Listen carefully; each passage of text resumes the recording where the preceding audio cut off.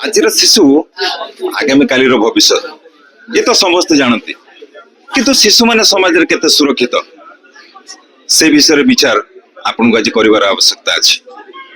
राज्य सरकार के तरफ शिशु श्रम निराकरण पई विभिन्न कर्मशाला मान आयोजित होछि।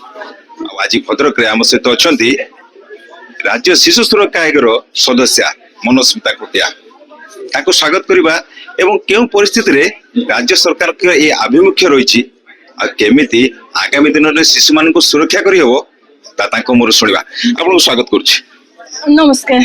कोन कहबे गोटे गुरुत्वपूर्ण प्रसंग सब बेले आपण एथिरे अग्राधिकार दियंती शिशु मान आज ये जो श्रम निराकरण आईन आसुछि किबा तार सुरक्षा रो प्रश्न उठुछि आपण केमति देखछन ताको? देखो शिशु श्रम होची आम समाज बहुत बड़ व्याधि। शिशु शिक्षा चाहे श्रम नुहे। शिशु हाथ में बही रहिबा दरकार इटा नुह। शिशु कलम धरिबा दरकार चाहा कप नुह। आमे सब बेले जानचु शिशुटे पढ़ू बढ़ू शिखु निजर सुंदर आ गोटे सुरक्षित शैशव गठन करू सुरक्षित भविष्य गठन करू ये आम समस्तंकर लक्ष्य। आमर 2026 सुधा सारा ओडिसा रे आमे गोटे विकसित ओडिसा स्वप्न देखुछु। से दिगरे आमे समस्ते कार्यरत। जदि विकसित ओडिसा रे शिशु श्रम गोटे बहुत बड़ विषय जदि शिशु माने श्रम रे नियोजित हेबे ये आम समस्त गोटे गुरुत्वपूर्ण विषय। शिशुटा शिक्षा अधिकार वंचित न हो। शिशु स्कूल ले सुंदर लगे काम करुवा अवस्था रे न। आपण भाबुचंती कि वर्तमान पारिवारिक जो आर्थिक सच्चलता अछि ताकू नै कि पिला माने जेतोले विभिन्न जगह रे काम करूचंती ताकू केमति दूर करियो बोली भाबुचंती आपण? माननीय मुख्यमंत्री ए विषय को लेकिन बहुत सीरियस अच्छी। आमे प्रथम कर्मशाला करिथिलु केउंझरे माननीय लेबर डिपार्टमेंट रे मंत्री मध्य सेतरे योगदान करथिले। लक्ष्य होची जे पिलाटी श्रमरु मुक्त रहू। चैलेंज बहुत अछि विभिन्न रूट कॉज माने अछि एको प्रोत्साहित करिया पई शिशु श्रम को किंतु आम कमिशन तरफरु आमे विभिन्न रूट कॉज को डिटेक्ट करी याकू केमिति निराकरण करी हबो से दिगरे ई कर्मशाला सेही उद्देश्य रे मध्य अनुष्ठित करोछि। जेमति मु आपन को एग्जांपल दोछि ड्रॉप आउट उटे बहुत बड़ कारण जेतु शिशुटी स्कूल को बंद होउछु पढ़ा मझिरु तो निश्चित भाबरे से शिशु श्रम रे नियोजित होउछि। द्वितीय विषय होउछि गोटे सोशल सिक्युरिटी। जदि निजर परिवार रे सामाजिक स्तर रे स्थिरता नाही आर्थिक सच्चलता नाही सेठू पिलाटी शिशु श्रमिक होउछि। आ तृतीय कारण होउछि गोटे कास्ट जो श्रेणी रो गोटे निर्दिष्ट 2-3 कास्ट होछि सेही कैटेगरी लोक माने साधारणतः शिशु श्रम रे नियोजित होंती।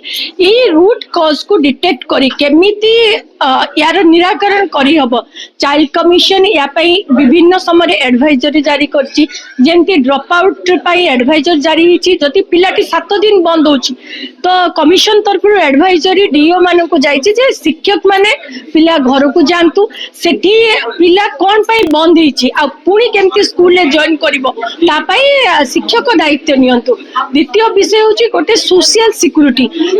एबे राज्य सरकार केंद्र सरकार विभिन्न प्रकार योजना अछि गोटे परिवार को सक्षम करिया पई हमन राशन कार्ड कथा हुंतु प्रधानमंत्री आवास कथा हुंतु सामाजिक स्तर रे भत्ता कथा हुंतु विभिन्न व्यवस्था से गरीब परिवार बा निधि परिवार पाखरे जेमति सोशल सिक्युरिटी पहुंचीबो सरकार पहुंचीबे ता पई भी हमें व्यवस्था करछु। तृतीय जो कास्ट बेसिस कहली शिशु श्रम अधिक सृष्टि होचन तांको पई हमर सरकारकर प्राविधान अछि। आपण जेमति जानिथिबे जे एससी एसटी स्कूल मान अछि सेठी पिला माने मागणा रे रहिबे भल परिवेश रे रहिबे आ सुंदर भाबे पढिबे तार भी सरकार व्यवस्था करछन।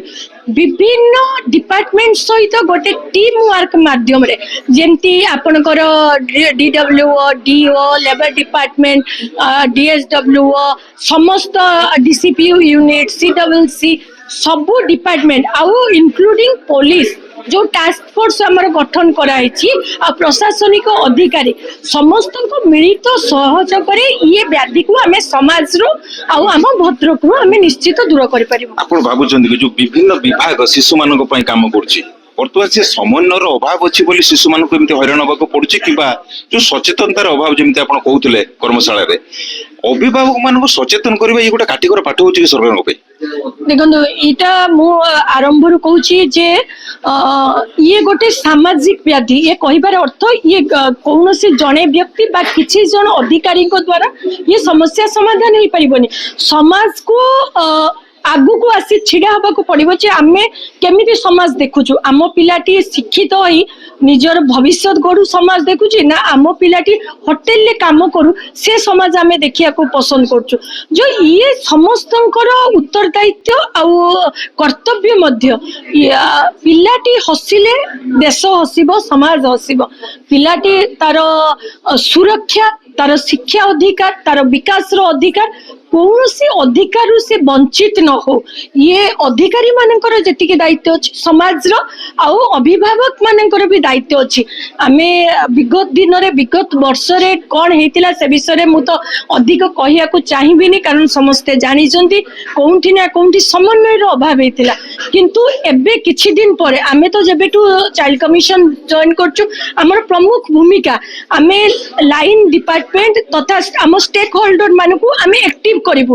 ନିଜ ନିଜର ଦାୟିତ୍ୱ ଆଉ କର୍ତ୍ତବ୍ୟକୁ ସେମାନେ କେମିତି ଗ୍ରାସରୁଟରେ ଆଉ ଫିଲ୍ଡରେ କାମ କରିବେ ସେ ବିଷୟରେ ଆମେ ତାଙ୍କୁ ଜଣାଉଛୁ। ଆଉ ତାଙ୍କୁ ଆଗ ଆମେ ସଚେତନ ହେଲେ ଆମେ ତଳ ସ୍ତରରେ ରୁଟରେ ଆମେ କାମ କରିପାରିବୁ ଆଉ ଏ ସମସ୍ୟା ସମାଧାନ କରିପାରିବୁ। ସବୁଠୁ ଗୋଟେ ଗୁରୁତ୍ୱପୂର୍ଣ୍ଣ ପ୍ରସଙ୍ଗ, ହୁଏତ ଆପଣ ତାକୁ କଣ ଭାବିବେ ଆମେ ଜାଣିନୁ। ଆମେ ଗଣମାଧ୍ୟମ ପ୍ରତିନିଧି ହିସାବରେ ସବୁବେଳେ ଆପଣଙ୍କର କାର୍ଯ୍ୟକ୍ରମ କିମ୍ବା ଶିଶୁମାନଙ୍କର କାର୍ଯ୍ୟକ୍ରମକୁ ଅଗ୍ରାଧିକାର ଦଉଛୁ। ଆପଣଙ୍କର କଥା କେମିତି ସରକାରଙ୍କ ପାଖରେ ପହଞ୍ଚିବ, ସାଧାରଣ ଲୋକଙ୍କ ପାଖରେ ପହଞ୍ଚିବ, ସେ ବିଧି ବ୍ୟବସ୍ଥା ଭିତରେ ଆମେ ସବୁବେଳେ ପ୍ରଚେଷ୍ଟା କରୁଛୁ। ଆଜି ସେଇ ଗଣମାଧ୍ୟମର ପ୍ରତିନିଧି ମାନଙ୍କ ପାଇଁ ଆପଣଙ୍କର କଣ ବାର୍ତ୍ତା ରହିବ? ଦେଖନ୍ତୁ ସବୁବେଳେ ଆମେ ଜାଣିଛୁ ଗଣମାଧ୍ୟମ ହଉଛି ଆମର ଚତୁର୍ଥ ସ୍ତମ୍ଭ। ମତେ ଲାଗେ ଯଦି ସମାଜ ଆଉ ସରକାରରେ କୌଣସି ନା କୌଣସି ଭୁଲ ବା ତ୍ରୁଟି ସାମ୍ନାକୁ ଆସେ ତ ଗଣମାଧ୍ୟମ ଗୋଟେ ବହୁତ ବଡ ଭୂମିକା ନିଏ। ଆଉ ଯେତେବେଳେ ସମାଲୋଚନା ଆସେ ଗଣମାଧ୍ୟମ ଦ୍ୱାରା ତ ସତର୍କତା ଆଉ ତାର ସଂଶୋଧନ ମଧ୍ୟ ହେଇଥାଏ, ଯୋଉଟା କି ଆମ ସମାଜ ପାଇଁ ଆମ ବ୍ୟବସ୍ଥା ପାଇଁ ନିହାତି ଜରୁରୀ। ଭଦ୍ରକ ତ ନିଶ୍ଚିତ ଭାବରେ ମୁଁ ସମସ୍ତଙ୍କୁ ଆହ୍ୱାନ କରିବି ଏହି ସମାଲୋଚନା ଆଉ ଗଣମାଧ୍ୟମ ଯୋଉଠି ବି ଭୁଲ ହଉଛି, ଯୋଉଠି ଯାହା ତଥ୍ୟ ଅଛି ସମସ୍ତଙ୍କ ସାମ୍ନାକୁ ଆଣନ୍ତୁ।